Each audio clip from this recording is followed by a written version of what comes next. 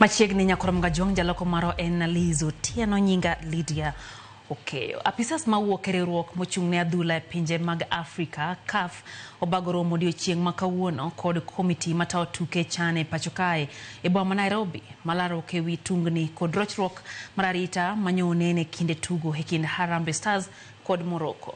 Johera mag adhula mano wuok kar rombgi no morange e alap tuke ma Kasarani kendo donje pauno e yor achune gino mano chuno bila mondo mi odir iro malongo wang' ne moko kuom joherago.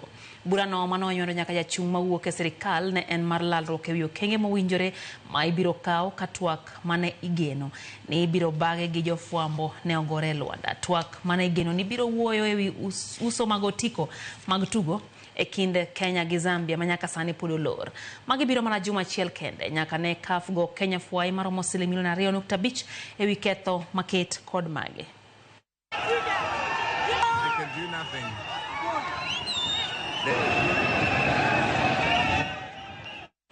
Kumachielo nyakorom gajong jatend piny Kenya William Ruto chako mieno bor him medho jotugo mag Harambee Stars kendo singo negi milion 2.5 kuom jatugo ka jatugo kagiloyo pichgi e kindgi kod tim mar Zambia chieng' Jumapil. Ruto bende okoni ka Kenya odonje kidieny mar quarter finals to ewi milion 1 obiro chiwo ne jotugo ute manengogi ogonyore kaka mich. Ora Nyambaga ntiere kod ler. Oyogore kodgi ka gibonjo e kendo gijakore bat kuom bat bang' yoko tim mar Morocco yo Kisumo. Tayari niko na maneno yenu ya jana iko hapa saa hii. Tumekubaliana mnacheza kama nyinyi, mimi nacheza kama mimi. Tunasonga tukisonga. Ruto mane orado kod jotugo mang'ula mag Harambee Stars ne okolingi kanyo e kendo mieno dho jotuk Harambee Stars bor mar im machwe.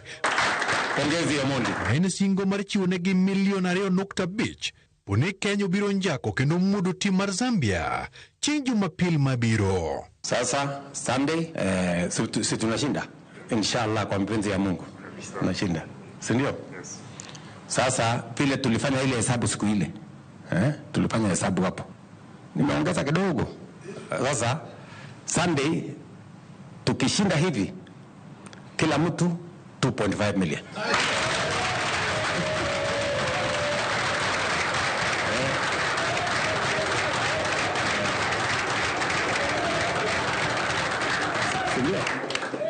Tukishinda tumekubaliana? Yes. Ni sawa hapo?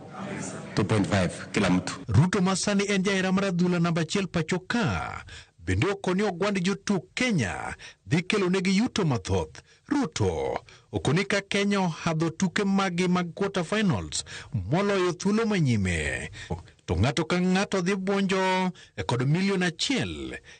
Kata kamano ewi milion no odhi chiwo ne ng'ato ka ng'ato ot ute manengogi ogonyore e kendo gibiro yiero kama gikawie utegi kaka mich mabuglang. Si tukishinda tumequalify? Yes. Tukishinda quarters juu ya 1 million juu ya 1 million nitaongeza ile mmeomba. Si mmesema mnataka affordable house? Yes. Mko hapo kwa affordable house ama mko malingine? Hapo. Tuke mag Kenya oseyo johera mag adhula buora pacho ka e alap mag tuke mag Kasarani to jok ma piny oyombo neno tukego kokalo e tong wang' jowi e kod moko winjogi e nyakalondo e gino ma jatend piny oyango ni tukego ma Kenya osekelo jo Kenya kanyakla e kendo gisani ginyiso hera mar owete. Look at what unity can achieve. You know, much as Omar here has said, we brought the country together. It is you guys who have brought Kenya together. It is Harambee Stars. Harambee Stars has brought the country together, united behind you. And I'm very proud that because of your talent, because of your acumen, because of what you're doing, the nation is standing together, united, inspired. Opuoyo sir ma jotugo yudo kowuok kuom jo Kenya e kendo koni mano en mise mungirore makare mag jotugo namba 13. Kenya is a great nation. Kenya, listen to me, Kenya is a great nation. It is our responsibility to make it greater. Walter Nyambaga, Ramogi TV. Obila mag okwach kich oyudo liete mamoko abiriyo kod choke wi dhano e gweng' ma Kwa Binzaro e kaunti ma Kilifi ka chich ni nyalo bedo ni gin mag ji mayande lemo e din magalagala. Ka jafwambo marwa Cynthia Onyango leronwa jokener joganda koro yuago kethruok maratiro ne jogo moito ngimagi e chal makuchno. E gweng' ma Kwa Binzaro e kaunti ma Kilifi, obila mag okwach kich oyudo liete chok wi dhano achiel kaachiel kod chok lemb dhano achiel bang' le mag bunge fwenyo liel moro kendo nyenyo fuonni mag ringre dhano magikeyo e alwora. Apisas mag okwach kich manono nek ahinya to e kidieny mar nek makoch odok e bunguno ma Kwa Binzaro mar yango ponono nitiere ringre mamoko mag dhano e liete mofwenyore e bunguno. Malingling mawuok ka okwach kich yango ni nitiere choke dhano modhuro mokere bunguno ma Kwa Binzaro ka nonro mar obila kod jodak to ofwenyo ni nitiere liete mamoko adek oko mar bunguno. Kwa nini binadamu wafariki asizikwe kama venye binadamu wengine wanazikwa mpaka mwili wake uje uchukuliwe na fisi? Inamaanisha serikali iko wapi? Sasa kama leo fisi atakula mzoga wa mtu, kesho sini watoto wetu ndo watakuwa ndo wanaliwa. Hili si swali zuri kabisa hili. Kama serikali wanaweza katusaidia history ya Shakahola tuimalize vizuri Shakahola. Korka korgi jokednera ticho ganda ka hotel negi kod Walid Sketi koro dwaro serikal mondo tim nonro mapiyo mar fwenyo gima dhi nyime e bungu makono kendo ket ler ewi gima timore e bungu no. This is a shame from our Ministry of Interior that we wait until a disaster occurs. That's when we start being reactive instead of being or have been proactive. And information that we have is that hyenas are digging the Kwa Binzaro area, Shakahola 2. Hyenas are eating dead bodies. The exhumation process that was supposed to be done by the government, it is unfortunately that is being done by wild animal.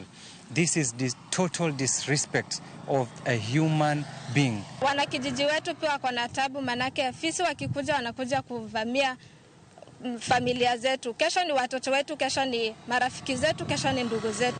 Giwacho ni oken gima kare karingre dhano monego miluor sanile e maringo go kachamo kendo keyo alwora makono gino magiwacho ni duoko chien nyadhi mar dhano kod ler mar alwora. Cynthia Onyango, Ramogi TV. Migao ma wuoth kod apaya oyango ni ji maromo 2,930 osetho e masira mag apaya e pacho kae kind dwe mar achiel higani nyaka nyoro tarik 10 dwe mar aboro. Ten migao mar wuoth Davis Chechiro oyango ni e ndalo 4 mokalo kende ji 80 osetho e masiche mag apaya e thur kae. Matimore ka ji 26 manoyudo hinyruok e masira mar apaya ma Kisumu, Kakamega pod medo yudo thieth. Ka piny owacho bende koro keto ikruok ne ik mar ringre jogo tarik 16 dweni kaka Lilna Beta leronwa. Innocent, and he was innocent. En hawi ni anyuola kod wede mag nyathini makoro sani otisi ni Hono kata Miracle Baby. Gima neno tony e masira mar apaya ma Kisumu, Kakamega. Kendo tugo gimoro ahinya ka ok ong'eyo gima dhi nyime. E kindego ji 26 manotimnegi bero pod medo yudo thieth e yo makare kendo ngimagi nigi lokruok. Helena Dhiambo, ma en achiel kuom jogo mano ngimagi otoje masira, bende pimonwa kaka nobedo. Wan wawinjo mana ka gari ochako gine yiengini. To ka ji ochako gowi to dakika matin to wapo ka gari en gimosegine oseluar kanya mane pacha nolale. To pacha chako duogo ka iketa iso e pick up, but sama noluar no joma nonena to wacho ni atini tie joma neno ka ane gine e drisha aliere drisha to kijende manu joma nubiro oywe to keta e pick up gi jomoko eka kano abiro.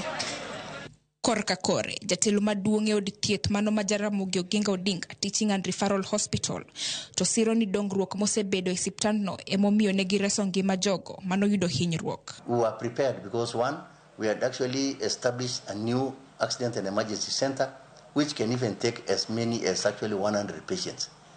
We never anticipated this, but we were lucky that when this accident happened, we only had 25 patients in our accident and emergency. Then you add the 28. The space and the room was enough to identify and even color code patients.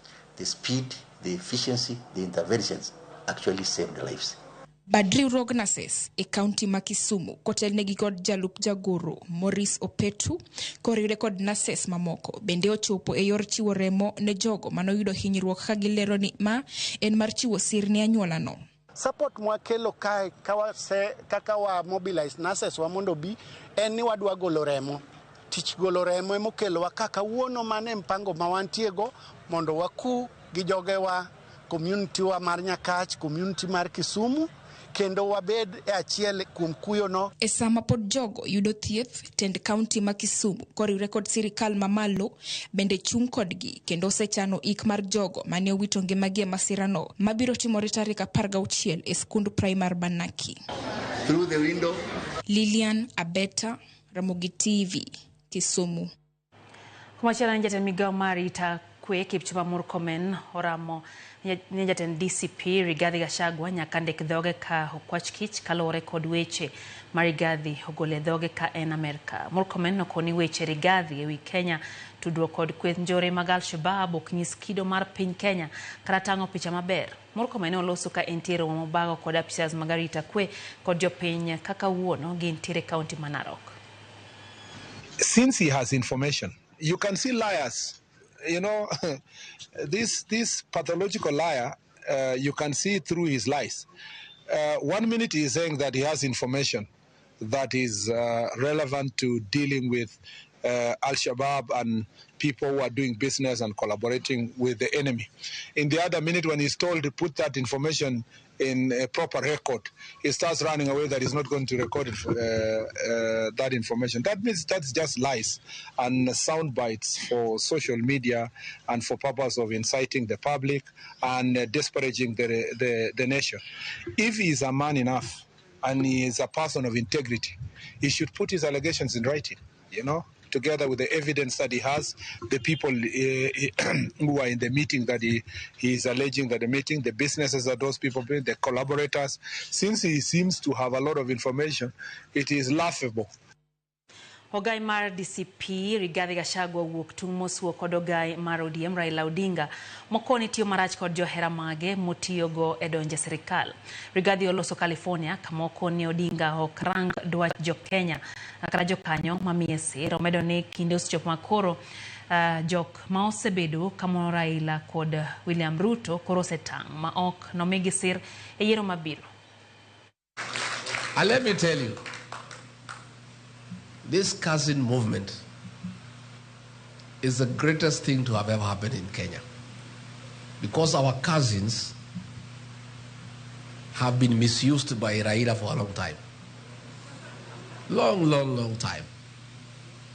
Every election cycle, he has been mobilizing my cousins from the Mlembe Nation, from the Kamba Nation, from the Luya, from the Kisii Nation, from the Mijikenda Nation, from the Taita Nation, and mobilizing all those cousins and cheating them that he's taking them to Canaan. And because people love Canaan, my cousins fell for it for many years. The minute he gets there, he doesn't intend to be president. He has no such intention. He's not interested. He likes power, but with no responsibility. He doesn't want to take responsibility. So he creates problems. He is invited into government and starts eating. Mokwom jotelo mag duond bura mar ODM okwedo paro mar duond bura mar Jubilee mar siro gai mar ODM Raila Odinga e ng'welaro kom tend piny e yiero mabiro. Kutane kod Senator ma Kisumu Ngire Tomo Ojienda, jotelogo wacho ni winjruok mar tiyo kanyakla e kind Raila Odinga kod jatend piny Kenya William Ruto osejiwo chenro mag dongruok kaluwo kendo ma oken saa mowinjore ODM owuogi e sirikal. Ne ginyiso yie margi ni ponone riwruok e kind jotelo ariyogo dhi nyime nyaka 2027 to jatend piny Kenya William Ruto ibiro yiere thuolo mar ariyo. E kindeno jotelo nopuoyo sirikal kuom yie mar chulo jogo manowito ngima kod manoyudo lal mopogore opogore kinde ng'anyo ma pacho kae. Nyogi lose sach nyasi mar choko omenda mar konyo grube mag mond liete mawuok e kaunti ma Siaya kod Kisumu e gweng' ma Mitiro e sub-county ma Bondo. Kwa chung tigori kodwa. Kaskoro sani kwa makre gi William Ruto ti bukru ni koro orere gi William ni koro dhi miyowa kom. Miriam majek chen koso kumiriambo. Yokanyana mwane broad-based government. Teknira ila giru to nyero kaka nyero cha. Tekniki chamo mandas together. Nasa chili Ruto mwamoe, Ruto ngama ber saidi. Toko chwanyo baba, hawawe gikani. Kan nitie sirikal nigi weche mang'eny higa mokalo cha niche gere ore mondo mi giket weche odhi matin mambele. Iyudo ka samoro osiepna ma ng'at nyime wanyigi ni pod wacho weche moko ni gimbe gidhi bedo president 2027. Kore wuoro ni awa kama molo makore gi Ruto nitie ng'ama dhi yombe. Kama okego ne nitie gi Ruto nitie ng'ama nyalo yombe. Omiyo ka pod nitie ka iparo moro to kare iparo gik mopogore. Nyaka ne nyithiwa tho e gorruok manotimore 2017 yiero mokalo 2 ne pok ochulgi. To sani sirikal nong'ado ni idhi chul nyithindo kata joma ijowito ngimagi gi joma ne biashara margi kata wendegi okethore. Koro daher kwayo joma nikani uchung'uru uwuoguru joma ne timo endni KCT kuonde moko mane wendegi okethore. Gouru kwan gik mane ulus kata mane okethore uter ke sani sirikal chulo. Dakika na paga biro bang' saa 3 mar otieno chenro ino imorero kamana ahinya kuom medo keto Ramogi TV. Oginga Francis wacho ni NTA Marindi Kanyada osedonjo e yo makare ne Sanguka wacho kanyo ni NTA Bombolulu Mombasa kata wacho ni Ramogi TV chopo ne mbende heyo ma owinjore. Kalabao Wino Yala wacho ni polise manokelo shida Kasarani ne gitamo nyaka jogo mantie kod otiko donje pap omiyo oganda no muomo. Mary Meriel wacho ni NTA Migori County Suna West ajali matimbre sani hemwacho no mako dhoge. Na Binda Bong Junior wacho ni omora ahinya gi Ramogi TV. Dorothy Dimba wacho kanyo ni NTA Murmalanga Dispensary County Masiaya omor gi weche manyien. Benda Charles wacho kanyo ni NTA kodwa kata kamana ajali wacho ni ng'eny sani ahinya. Derepe mondo mi oriemb mos kendo giriemb kage tang wacho kanyo ni pin namba mar engineer Chola Benjamin Kanti Ndhewa okaw mos mage. Solomon Alindi wacho ni NTA kodwa koya Migori Nyatike oyie gi jatend piny Kenya wacho ni en free pocket man. Gato Barak Ndama Wuod Kadem wacho ni koro iketho weche mag somo nang'o we comrades thuolo mar tich. Dr. Amos Oyiero wacho no kawo mos. Aino bende Mwalimu Faith Mzomo wacho ni Anko Wilio Lopez ne jotugo koro poch gi paka ahinya ne jatend piny kaito wacho ni weche gichopo ne yo makare kata kamano goyo mos ne wede kod osiepe mar jogo mowito ngimagi e masichego mag aparo. Alex Ondeng kantiere e Homa Bay wacho ni Agwambo kik chik itne weche jalup jatend piny machon Rigathi Gachagua nikech gin mag athuye dongruok ema wadwaro. Pastor Juma Orundu wacho ni NTA kodwa kendo wacho ni gilamo ne piny Kenya wacho ni ji nego nyaka ti iko ling ken gima kare ni walim ne mana piny Kenya gin gidhi lamo gwingo ma Siaya chakre kanyo tarik 20 kaka jo lamo maglo. Pastor George Ngonge wacho ni en bende wuotho jo mana Siaya chakore kindu bei saa 5 kamili kinjo ta chenro giro moro di kanyo wacho ni gidhi lamo ne piny Kenya yo makare ahinya kalure gi weche mosebedo katimore pacho kae. Osako Charles nini kaya chayo wacho ni jopinyo ka mosma gima en oimore nyakwara mga juang oyo matin ikedhi mabor.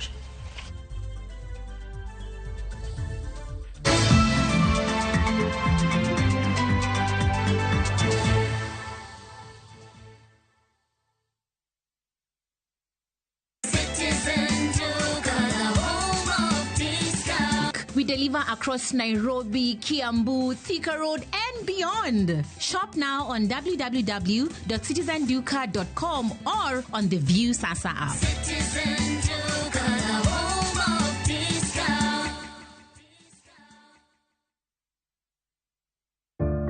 One day, while teaching an oral health care class, I saw a little boy who kept covering his mouth. It turns out he had lost some of his teeth and he felt embarrassed. Now, as a hygienist, a child's smile means everything to me. Every child has a right to smile, and a beautiful smile is a healthy smile, and nothing should ever get in the way of that.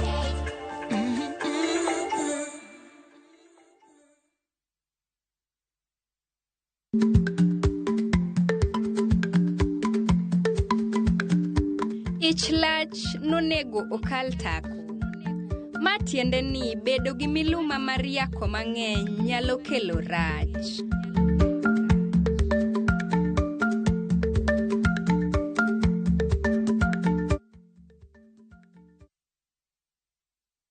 Saa zingine mambo kupata bila plan. Gas ndio imeisha, landlord akuache upumue, mtoto ni mgonjwa na bado ni mid-month. Usijibox kwa noma. Piga *531# and sort your emergencies with my Mobi Civil Servant Loan. Iwe usiku au mchana. Kama wewe ni civil servant, sasa uko sorted. Dial *531# and get up to 20,000 shillings and pay from your next payslip. No paperwork, no guarantors, no drama. Ni wewe tu na simu yako. Register now and see your limit in seconds. Build for Kenyan civil servants. My Mobi. Iko sorted. Introducing Wigo, your trusted ride. The ride with the most reliable, verified, efficient and transparent drivers. With fabulous cashback incentives for passengers, each trip on Wigo feels like an upgrade. Download Wigo from Play Store or App Store or SMS Wigo to 20425 and ride with confidence. Wigo, let's go.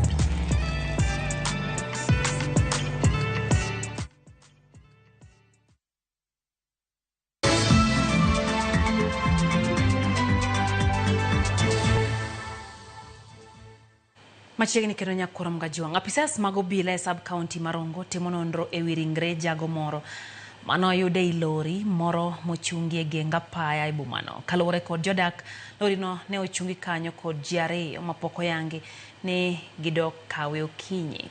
Jodak ne obedo kod buok tok ne yawo dhod lori no kendo yudo ringre jago moro ka obas kod otamba mathoth.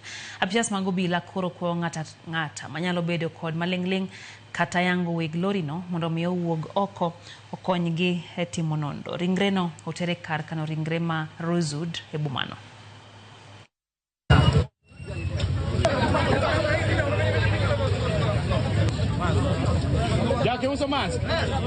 Gari iliwekwa, gari ilikuja on Friday jioni. Ililala, ikasinda na leo tumegundua kuna mtu ndani ambaye amewawa na ako ndani ya gari. Tunakemea sasa kama sisi kama watu wa Rongo tunakemea hii kitendo isitendeke tena. Lakini sasa wakanieleza tumekuachia gari, tutarudi kesho asubuhi. Unanikuta vizuri? Tutarudi kesho asubuhi. Asubuhi ya jana naye ikagutuka ikaenda tu hivyo hivyo, sikuwaona Jumamosi. Ikawa jioni ikakesha hadi wa leo. Mwendo saa 6 usiku nikiwa natembea, kulikuwa gari ya Coca-Cola hapa na gari nyingine pale. Nasikia vundo. Mimi ndo nistuka. Watu hawakujua. Na mimi sikujua kuna mtu kule ndani.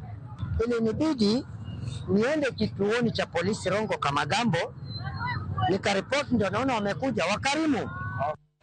Jodak makwan gi ok tin ne 150 odong' gi achiedh nade bang' mach wang'o ute gi kar dak ma Kiamaiko mantie Huruma e boma Nairobi. Jafo mar Joyce Solo ntiere kod ler.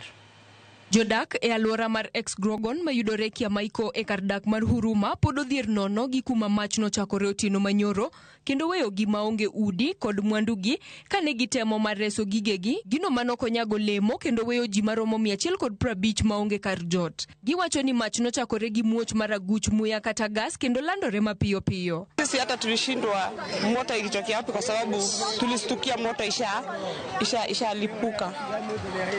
Lakini ni gas. Ilikuwa ni kama mtu alikuwa amekela chakula zikaungua, sasa ndio gasi ikalik. Jodak kachiel kod joneg mach notemo matek mar nego majno to e kinde no mach mane nigi teko mager noselandore udi mang'eny, gino manokelo hinyruok ne jal moro achiel. Kama tumeenda sasa tuenda na watoto wapi?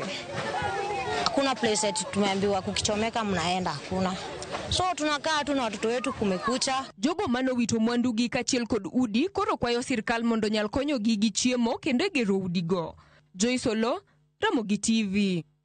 Yorok mienje kind bad migao mar obila National Police Service kod apis ogayo mar obila bang' penjo wuok kotenre gi chenro mag ndeke apis obila ma pacho kae. Negebo ma Nairobi moko kuma pisas wacho ni chenro no mandiko obila tich owinjo tim gi apis ogayo mar obila tok bad migao mar obila mar NPS. Ndikruok mar obila kokalo yor mbui osemien kod chilo gi moko kuma obila mawacho ni kotime kamano to biro bedo gi mibadhi chenro mar kao pacho ganda ewi okang' ma kamano pod biro dhi nyime e counties duto mathurukae. When you talk about the portal and the like, as Madam has said, there are people who cannot access. And again, when you're using this system, is the public able to follow the procedures that you're using? Are they able to access? Because there are people who cannot even, they do not have that IT knowledge. Wananchi wa Kenya wamekataa mambo ya recruitment online. Kwa sababu hata kama ni online, wewe utaenda kwa cyber, ukiapply hiyo kitu itaenda kwa mkono ya mkubwa huko. Zamani ilikuwa Skypark, siku hizi kama CBK Towers. Bado raia akiapply hawezipata link. Mkubwa wa mtoto yake akiapply atapata link. There are so many changes, there is so much diversity, even in terms of technology.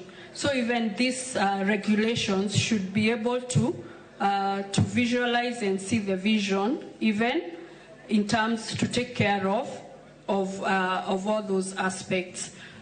Nasas majopuonjre madirom 300 no bago ng'anyo nyaka e log tich mar migao mar thieth ka gidwaro ni mondo migi lesen mayiene gidhi nyime gi tije mag tiegruok kata internship. Jopuonjrego mag mbalariany kod kuonde tiegruok mopogore opogore ose okang' ma jatend migao mar thieth Eden Duale ng'ado oko barupegi kata obedo ni ne gisechako tijegi e kuonde thieth jumbe 3 mokalo. Giseoparo manogolo gi jatend migao no madwaro ni jopuonjre duto tiek sombgi kendo rwako ogudu eka imiyo gi thuolo mag tije kojolo mag puonjruok kata internship.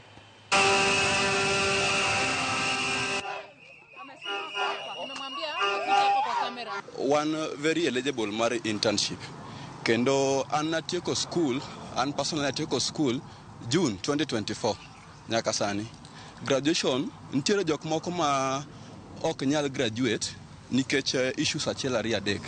To king'iyo maber, all of us here wa qualify mar the internship nikech king'iyo Nursing Act gi the internship policy wach maber ni graduation ok en a prerequisite mar the internship. I have underlined the part where I was awarded a degree by the University Senate.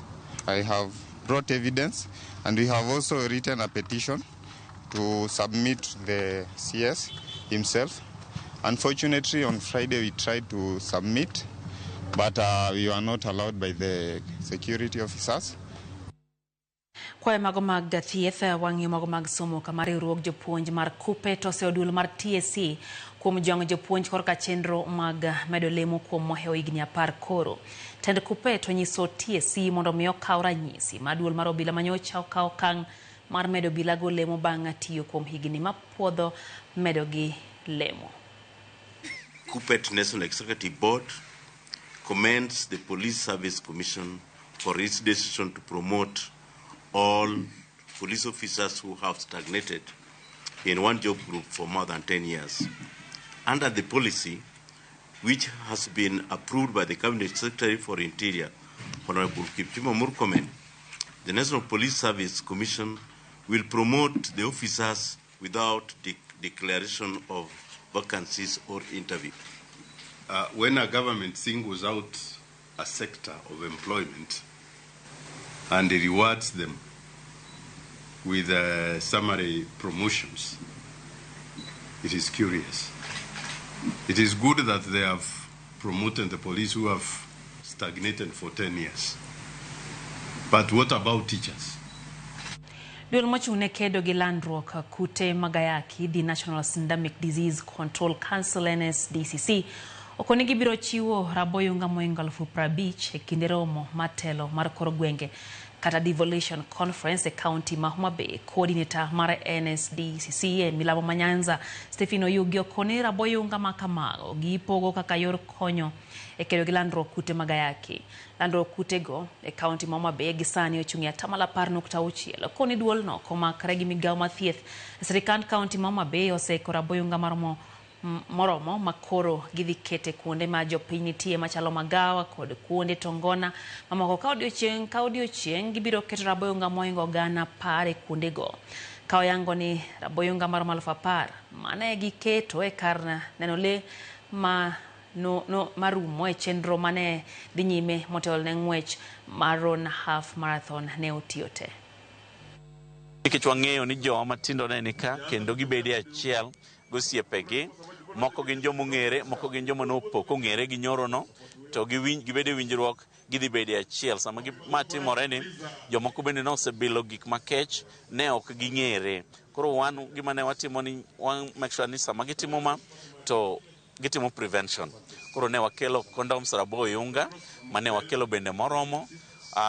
Kogiko kinyi makawuono to condoms raboyunga 10,000 mane wakete papka wayudo kotiyo te.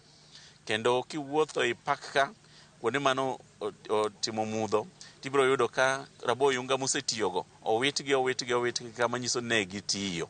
Koro gima watimo sani en wachokogi mondo watim gimoro ni proper disposition of the used condoms mondo mi environment bende obed maber. Mate ka wachako conference kendo wageno ni kawuono welo dhi donjo mang'eny. Welo gi kosedonjo to gimatin duong' ni ne ok gibire pak ka gite. Koro ka nyoro kende ne 10,000 notiyo. Nyiso ni e kor jumani wadhi tiyo gi moingo 10,000 go pile. To waikore kaka sewacho ni waikore cha, waikore kendo wan gi condoms raboyunga moromo.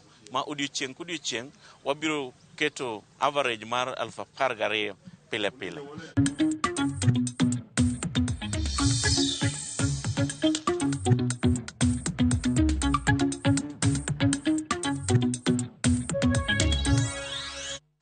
Piny owacho ma kaunti ya Migori kotenre kod tenda dhowedhe kaunti ya Migori kod Victory Farm oketo girimiti mar jiwo pith mar rech ka itiyo kod unga e dho wath ma Lidha e kaunti ma Migori.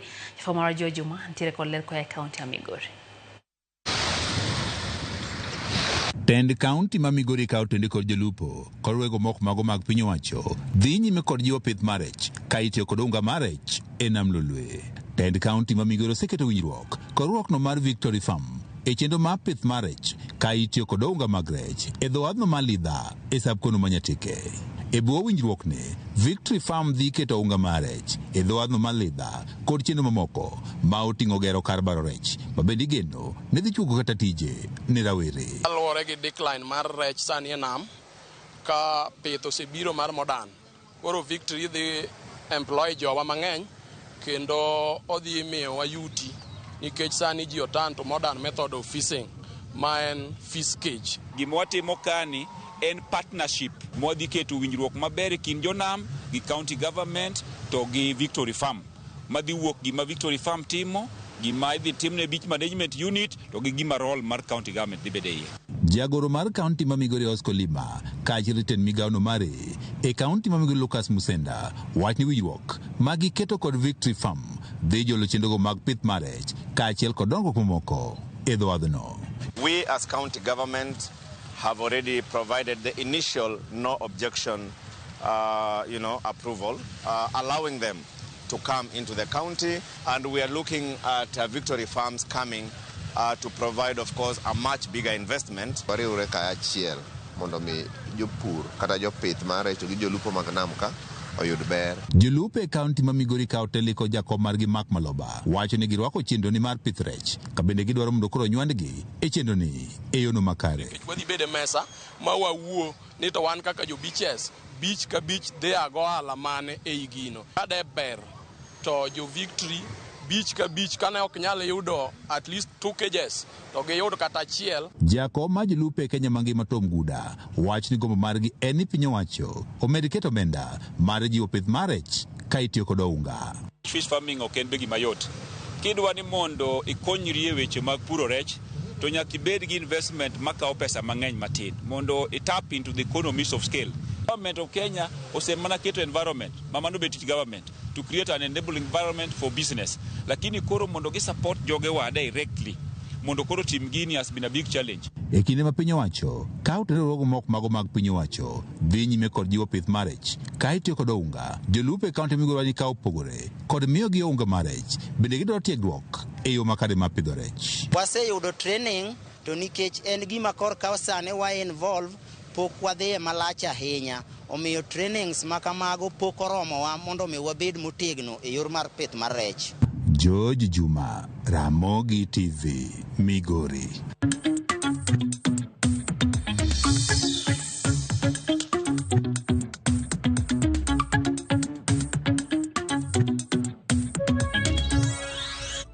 Daken pade koda uchiel bang' sadek mar otieno chenro eno imorero kamano kuom medo kete Ramogi TV ene wuor wacho ni entiere wi got Nyahera weche gi chopo ne yo makare. Aukidibo kantie Ulanda wacho ni en bende dogo mondo orne jatend piny Kenya William Ruto namba mare omiye $500,000 en bende konyrego ba moja deno mar game gotagia wacho kachata ni entie kodwa yo makare gin gimino de Lavenda Kinyi gimora ahinya gi Ramogi TV be aneno kanyo oti mar janabi kan mano kantio yani Masai wacho ni entie kodwa chenro dio makawuono kaito wacho notiyo mose jogo mose wito joge gi masira mara paya wacho ni oken picha maber ahinya joboda boda maoya ni Masai wacho ni ukaw mos mage. Eno bende ote mar Jarusoja wacho ni entie Gor Mahia State House Nairobi kendo chunye mora ahinya gi Ker William Ruto gi Dr. Raymond Omolo kako duoko mit mar mpira e Kenya kae kata kamano kojo hera magadhula duto ni wawuok guru oko ka rombwa Jumapil mondo wachung e tok Harambee Stars mondo giyud $2.5 makoro chik gino.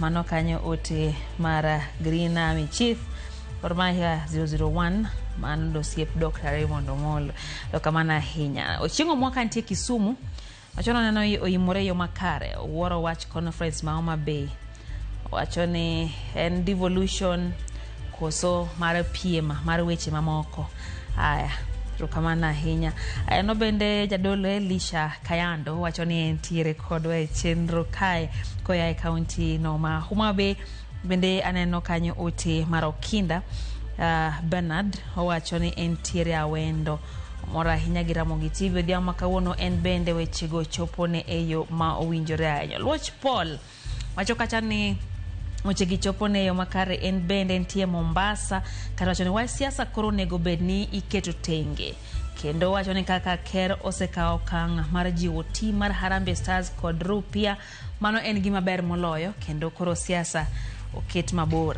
Mwalimu Faith Mzomo nyisa kacha sana arwakna nyamen gi Evelyn Ogola kod shemeji Professor Ebudho gi medu Ramogi TV yo makare Solomon Alindi bende wacho ni weche gi en bende entie kod Shem kiongozi entie Kisumu County wacho na mora hinya en bende gi Ramogi TV kaka neno ni weche gi chopo ne yo makare Awiti Jarodi wacho kacha ni entiere kod kendo mora hinya gi weche gi entie Rodi Kopany kod Jao Devonda Anyango Mos wacho no chop ne Pastor George mano wood wa Hambla. Haya Nyangola Junior wacho ni entie Bondo wora jali masani thoro ka ngima oganda wacho ni oken gima timore makare kaito Jayalo Felix Ondeng Jayalo wacho ka chanin gi Jawde Mario Nakoth Nyateng Mother Beatrice kod jo Africa Romo Salaba wacho ni gikaw mos mare heyo makare. Joyce Ochieng wacho ni wachne ji gimibro timo negi kisedo loch tok weche manono go okwa wuogi e sirikal ng'ama ber pok onyuol oyo matin maino imore kike de mambul.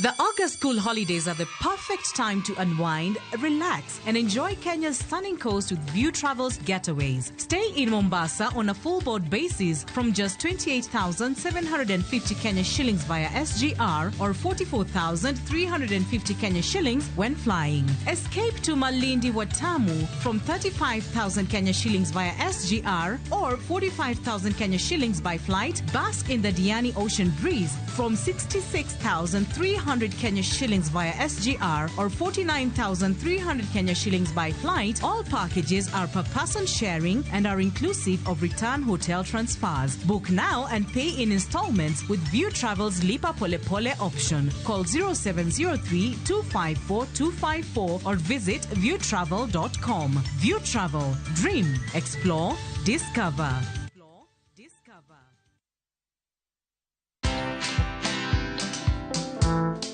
Lete kifunguu. Lete kifunguu. We mama wenda sako. Leta kibungu. Leta kibungu. Leta kibungu. Rada bro. Leta kibungu man. Tulia bro, tulia. For me, I feel like this is the best time now, Brayo, tutolee hii helmet. At least tukuone venye unakaa. Watch this story and more. Download the Citizen Digital app or visit www.citizendigital.com and find the Citizen Originals portal. Kenya's #1 app, Citizen Digital.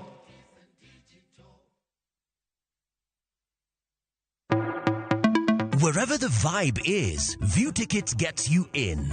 Book your spot in seconds. Concert, theme night, theatre plays, comedy night, kids festivals, and so much more. It's all just a tap away. Don't miss a moment. Grab your tickets fast and easy. Visit www.viewtickets.com or dial *487*6#. Select your event, pay and get your ticket on your phone. View Tickets, where good times begin.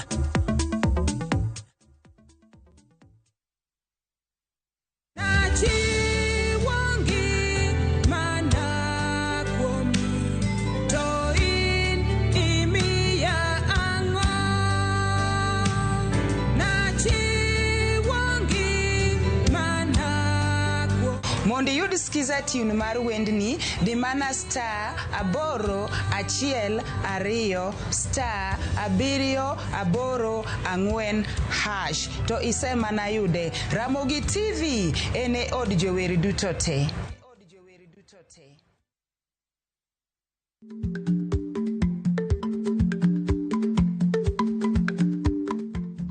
Icha gweno to icha ogwang'. Matiende ni, kapok ing'ado bura ewi wach moro amora, kuong inon ng'ama rach.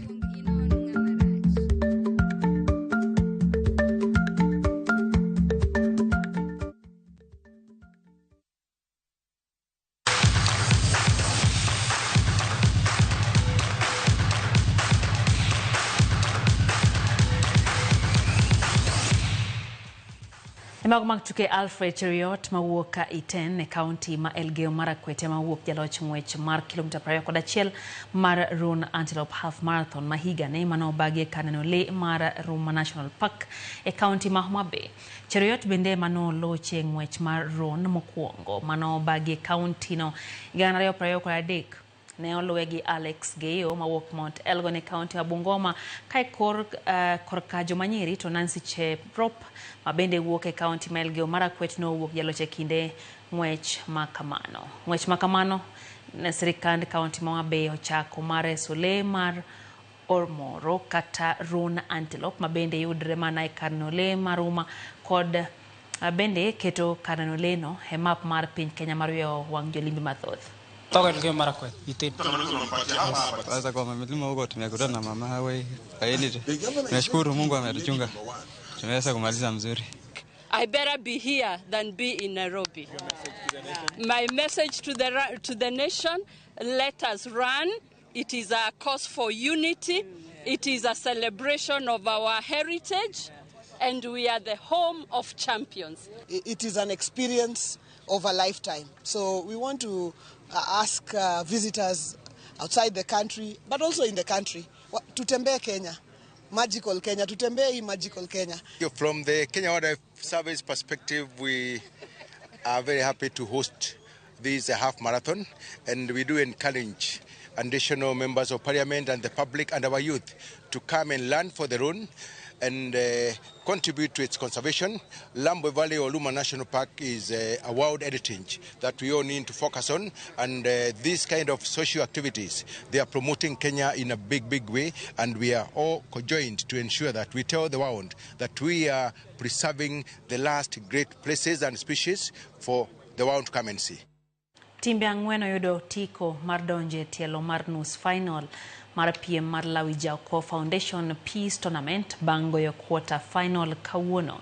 Tim mar Custom United oyudo tiko bang' loyo Cherry Oradi gonde 2-1. Gonde mag Custom no logi jatugo Wycliffe Abuor ka gol mar Cherry Oradi logi jatugo manying Jofu.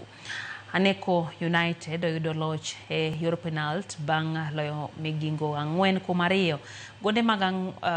Gonde ang'wen molo gi jotugo Rolex Onjuki, Steve Adero gi Felix Ochieng omiyo Nyamanga otiko bang' loyo Young Boys. Suba Catalonia bende oyudo otiko bang' loyo Pamba FC.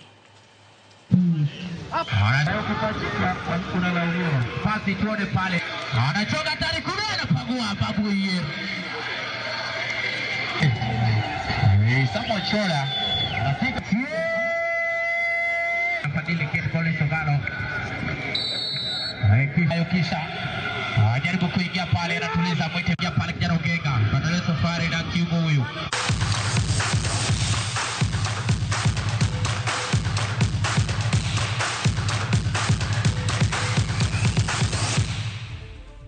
Ikanya mwatike chendo maro imore Mandela Oniala mar Kibiri Ward wachoni ene budho kapile gi familia mare kachiel gi min gi Christine Oniala ote poch gi park ne Harambee Stars tich mabero miyo pesa koro loko gi mos wachono chopne otiso wad gi riziki kantiere e gwengego ma Nakuru. Anote mar Elida Okute kantiere county ma Homa Bay goyo mosa hinyane we ningia Rio Rosa Keo kod Margaret Moito chege pinya Kach Salembe Kenya Nyasaye mondo mi ho ukoma lal moyudo.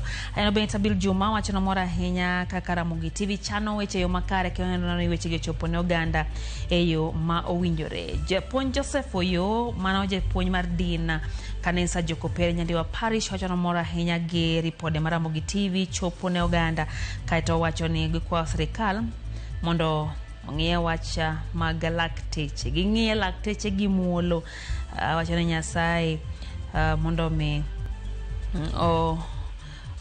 nyeket gi tiji maber kendo kiko Uganda lal ngimagi. Bende omor kaka President Marwa omotivate jotugo mag Harambee Stars etuke madhi mbele mag chan masani ibage pacho kae. Nyakoro Mgajwang' wacho ni en okang' makare ahinya mokaw mar jiwo jotugo. Ronald Yambo Jandhiwa wacho ni loud and clear entiere Gaena Ndhiwa kata wacho ni mamagi Grace Yambo gintie godo gi Dennis kachiel gi Roni wuon gi Paul Yambo wacho ni podogo ni Harambee Stars poch gi pak kuom loch ma gibedo go diemo kendo roko Morocco kwa achiel kuom nono. Wacho sani kaka timbe Kenya gidhi mayodo milion 2 and above to en gima more ahinya. Cosmas Wanga gima kusore wacho no kaw mos. Honorable Ajali Jarongo wacho ni tinde kata ng'ama winjo weche mag one term onge jojony gi fitina mag Gachagua wacho ni owerito owe Ruto ogera piny Kenya mos kaka osebedo ka otimo. Ishani wacho kanyo ni entie udimbe min gi Mary Olum gi wuon gi Francis okaw mos mag. Nyakoro Mgajwang' roka mar kuom kete Ramogi TV wasebedo ka gi jaloko Lizo Tieno kachiel gi director marwa Ben Eloti mono weche gi chopo yo makari. Nyakoro Mgajwang' wagoni roka mar obedo tino maber nyinga Lydia. Okay.